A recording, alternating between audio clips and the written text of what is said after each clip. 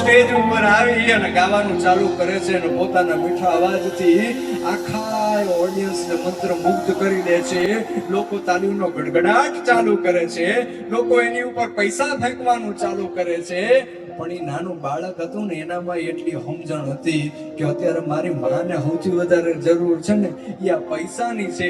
એટલે ગાતો અટકી અને દોડી અને પૈસા વીણવા જાય છે. લોકો હસવાનું ચાલુ કરે છે અને ત્યારે લોકોને હસાવવાનું ચાલુ કરે છે, જોક્સ બોલવાનું ચાલુ કરે છે, ગાતો જાય છે. આખો કાર્યક્રમ સફળતાપૂર્વક એને પૂરો કર્યો. એ કલાકાર એટલે બીજું કોઈ નહીં પણ હું અને તમે છે ને જગવિખ્યાત હાસ્ય કલાકાર તરીકે ઓળખીએ છીએ ચાર્લી ચેપ્લિન પોતે. આવી સ્થિતિમાં કોઈ કલાકારનો જન્મ છે. એ કલાકાર જ્યારે વિશ્વ વિખ્યાત થયો, લોકો એને સાંભળતા થયા, એને જોતા થયા, ત્યારે કોઈ પત્રકારે પ્રશ્ન કર્યો કે ચાર્લી, હવે તો તમારી પાસે દુનિયાનું બધું જ સુખ છે, હવે તો તમે ખુશ હશો ને?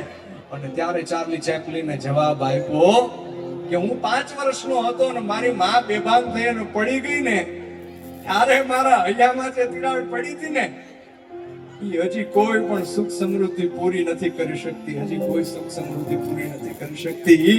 એ દિવસે મારી માને જો એક બ્રેડનો ટુકડો મળી ગયો હોત ને તો મારી માની આવી હાલત ન થાત. એટલે મને કહેવાનું મન થાય કે હતો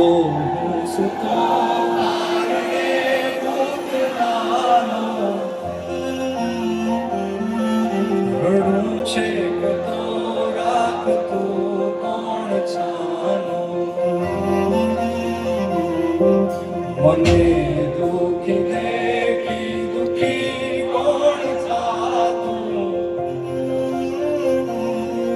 મહાહેતવાળી દયાળી જમાતું,